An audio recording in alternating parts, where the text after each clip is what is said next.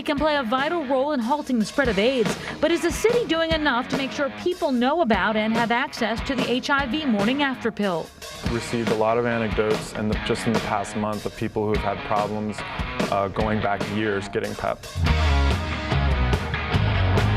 Some New Yorkers are claiming they can't get access to a drug that helps prevent HIV infection. The drug is like a morning after pill for somebody exposed to HIV. So why can't people get this drug they desperately need? And Mercogliano has that story tonight.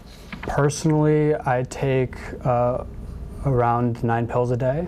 I watched my mom die of AIDS. Reed Vierland has been HIV positive since he was born 27 years ago. He's focused on prevention.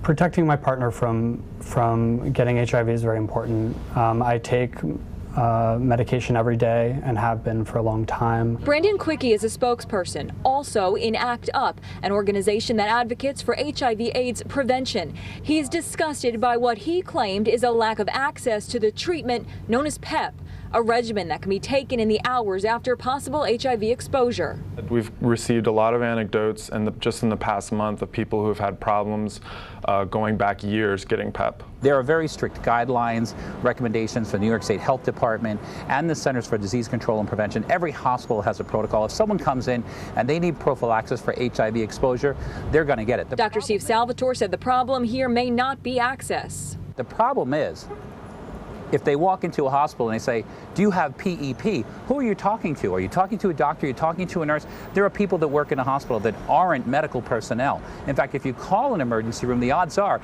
you're just going to get a secretary, not a nurse. And if you say, do you do PEP? They won't know what you're talking about. As per New York State HIV clinical guidelines, all hospital emergency departments should provide PEP. In a statement, the New York City Health Department told us, quote, the department sees the use of NPEP as one part of a much larger strategy to reduce the spread of HIV infection, which includes treatment of HIV-positive persons to reduce viral load, education about sexual risk reduction, and provision of condoms to persons at risk.